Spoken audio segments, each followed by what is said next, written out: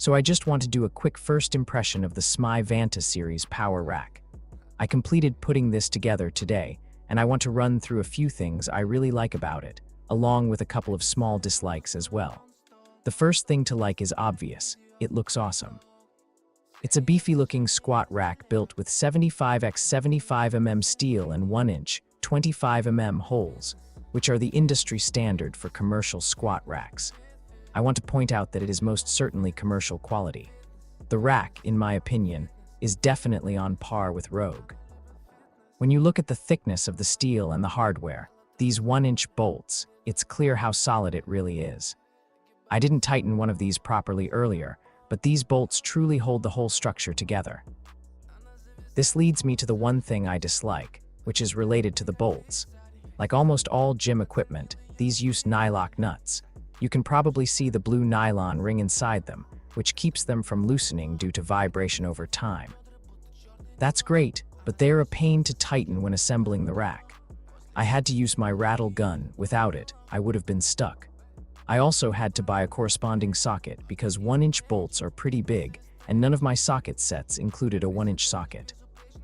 I don't know if that's unique to this rack, because a Rogue Monster rack might be the same, but that's really the only downside I can think of. Otherwise, I'm extremely impressed so far.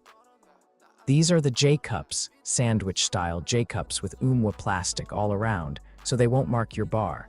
They're heavy-duty and feel premium. These are the safety spotter arms, again lined with UHMW plastic.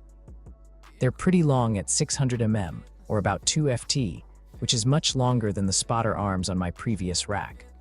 Overall, it's a commercial quality rack, and I'm really impressed with how sturdy it is.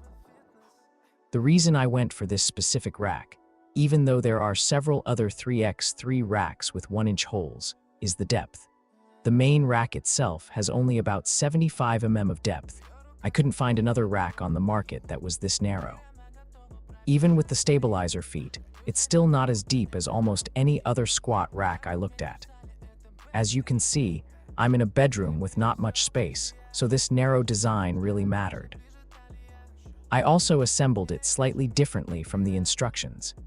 For example, this nameplate crossmember is usually mounted at the top on most racks, and this front crossmember is meant to go up there as well.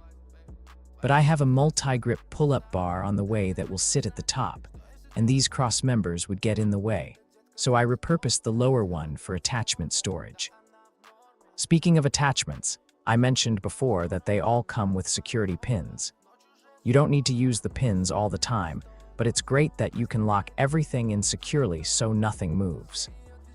SMAI sells a bunch of compatible attachments: a multi-grip pull-up bar, a single pull-up bar, belt squat attachments, a landmine, and a few other accessories.